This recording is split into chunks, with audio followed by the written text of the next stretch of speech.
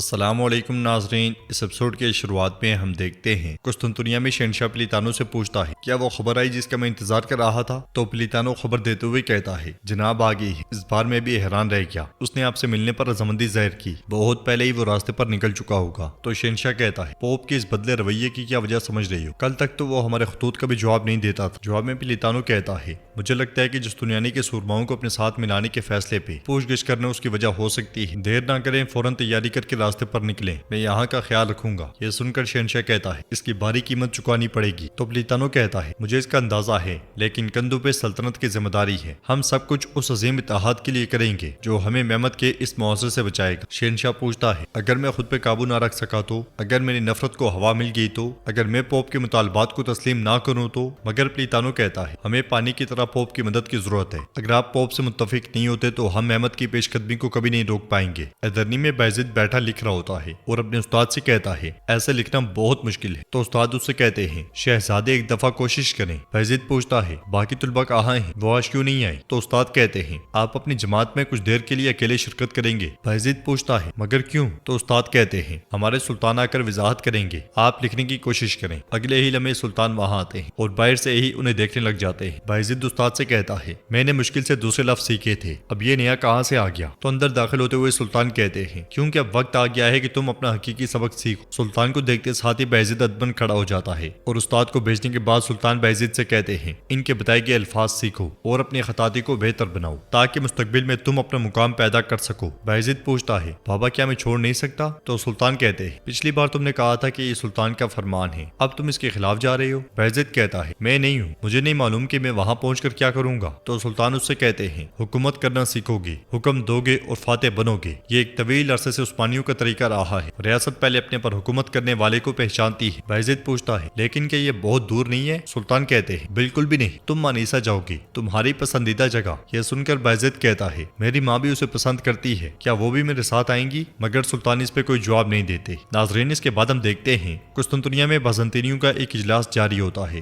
اورحان اور مصطفیٰ بھی ان کے ساتھ شامل ہوتے ہیں۔ پلیتانو کہتا ہے وہ عظیم مقصد جس نے ہمیں یہاں ایک میز پہ جمع کیا وہ یونانی آلہ ہے۔ تو نطرس کہتا ہے تو آپ نے آخرکار شہنشاہ کو راضی کر لیا۔ جواباً پلیتانو کہتا ہے تھوڑا سا صبر کرو، میں تمہیں بھی راضی کر لوں گا۔ مہمت اعلیٰ ہتھیاروں کے ساتھ ہمارے پاس آئے گا، ہم سب ترکوں کے ہتھیار اور ذہانت سے واقف، چاہے وہ توپ کا نمونہ ہو یا آتش گیر مادہ، یورپ میں کوئی نہیں جو ان کا مقابلہ کر سکے۔ ہم انہیں صرف اپنی دیواروں کے سامنے روک سکتے ہیں، سوائے اس یونانی آلے کے میں نے تمام چیزوں کا تجربہ کیا ہے۔ میں نے اس خاندان کے چند ناموں کی نشاندہی کی ہے جن کے پاس یونانی آلے کا راز پوشیدہ ہے، ہمیں جلد از جلد ان خاندانوں کے پاس جانے کی ضرورت ہے۔ یہ ایک خطرناک اقدام ہوگا، شاید موت کا کھیل، ہمیں بہادر جنگجو کی ضرورت ہے جو اس خاندان کو قائل کر سکیں، یونانی آلے کو جلانے کے لیے اور بازنطینیوں کو زندہ رکھنے کے لیے۔ یہ سن کر اورحان کہتا ہے کیا ان خاندانوں نے سالوں تک بازنطین کی خدمت نہیں کی؟ مجھے یقین ہے کہ اگر آپ انہیں بلائیں گے تو وہ آئیں گے، آپ انہیں کیوں منانے کی کوشش کر رہے ہیں؟ تو پلیتانو کہتا ہے یونانی آلہ ایک ایسی آفت ہے جہاں گرتی ہے وہاں صدیوں تک گھاس نہیں اگتی،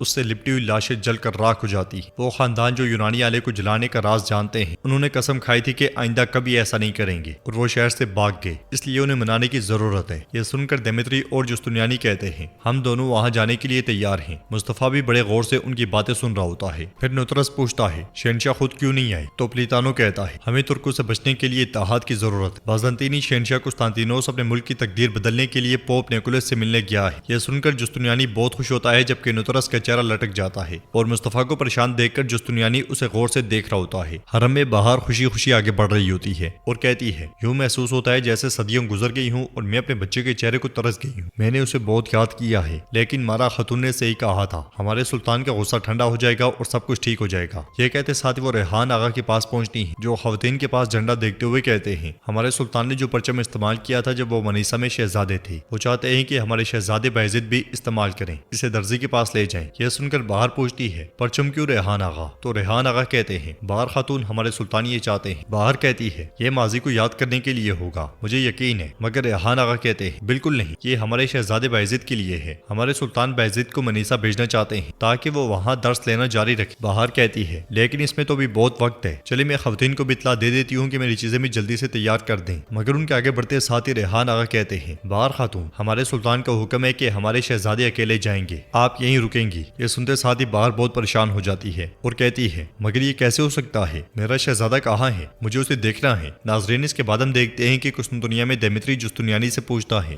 اورحان اور اس کے ساتھ والا آدمی تم ان پہ بھروسہ کیوں نہیں کرتے؟ جواباً جستنیانی کہتا ہے میں نے ایک ترک جاسوس کو مارا ہے لیکن میں جانتا ہوں کہ شہر میں اور بھی ہیں۔ تو دیمیتری کہتا ہے اورحان کے ساتھ والا لڑکا مان لے کہ وہ جاسوس ہے مگر تم اسے ثابت کیے بغیر تکلیف نہیں پہنچا سکتے۔ جستنیانی کہتا ہے ہمارے پاس جلدی ثبوت ہوں گے، صرف وہی جانتا ہے کہ ہم اس سفر پر جا رہے ہیں۔ اب اگر مصطفیٰ جاسوس ہے تو وہ اکنجیو کو اطلاع دے گا۔ ادھر ہم دیکھتے ہیں کہ مصطفیٰ کبوتر کے ذریعے خبر اڑا دیتا ہے۔ ادھر جستنیانی مزید کہتا ہے مصطفیٰ کے خبر دینے کے بعد ہمارا یہ سفر موت کا سفر بن جائے گا، لیکن وہ موت ہماری نہیں بلکہ ترکوں کی ہوگی۔ ادرنی میں سلطان علی بے سے کہتے ہیں جس کا کل اور آج ایک جیسا ہے وہ ضائع ہوا۔ یہ ہمارے نبی صلی اللہ علیہ وسلم نے فرمایا شہزادہ بایزید اب بڑا ہو گیا ہے، اتنا بڑا کہ اسے پرچم دینے کا وقت آ گیا ہے۔ میری خواہش ہے کہ آپ اس کے ساتھ رہیں، آپ اسے وہ سکھائیں جو آپ جانتے ہیں، آپ اس کے لالا بنیں۔ تو علی بھی خوش ہوتے ہوئے کہتے ہیں آپ کے خادم ایورنوس اغلو کے لیے اس سے بڑی کوئی بات نہیں ہو سکتی میرے سلطان، جیسے آپ کا حکم۔ مگر سلطان کہتے ہیں نہیں، اس بار حکم میری طرف سے نہیں ہے، یہ شہزادے بایزید کی طرف سے ہے۔ یہ کہتے ساتھ ہی سلطان فرمان علی بے کو دیتے ہیں اور مزید کہتے ہیں وہ ایک عرصے سے لکھنے کی کوشش کر رہا ہے، علی بے اس کے دل میں حسن اور نرمی ڈال دیں، اس کا علم حق ہو، اس کا راستہ اسلام ہو، اس کا رہنما قرآن ہو۔ آپ کا بہت شکریہ۔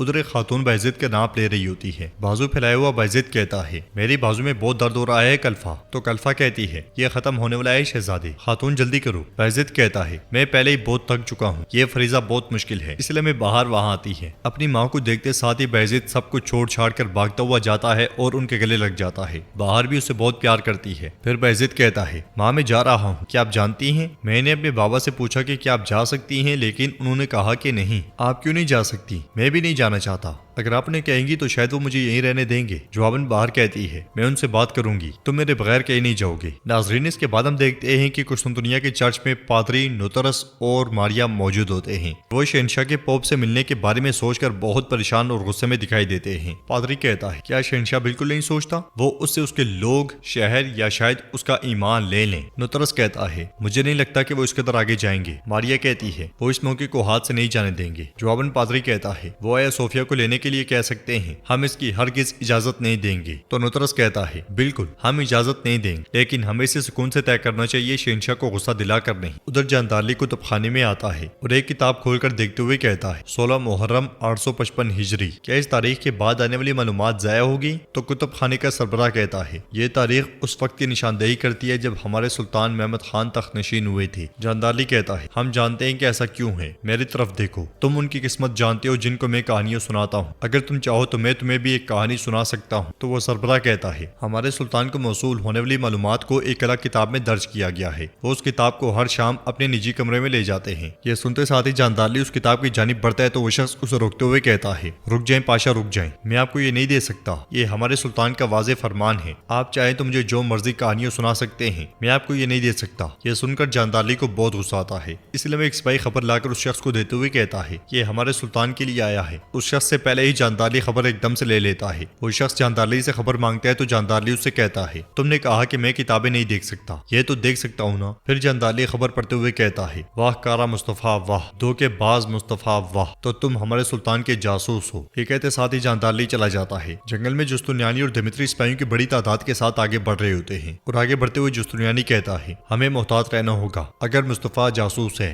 تو ہمارے لیے بہت سے جال ہوں گے، خیر انہیں آنے دو، میرے پاس ان کے لیے بہت اچھا منصوبہ ہے۔ تو ناظرین اس کے ساتھ ہی ایپیسوڈ بھی اختتام پذیر ہوتی ہے۔ اگر آپ کو ویڈیو پسند آئی تو ویڈیو کو لائک کر دیں، شیئر کریں اور سبسکرائب نہیں کیا ہوا تو سبسکرائب کرنے کے ساتھ ساتھ نوٹیفیکیشن بیل کو دبانا مت بھولیں۔ انشاءاللہ ملتے ہیں نیکسٹ ویڈیو میں، تب تک کے لیے اللہ حافظ۔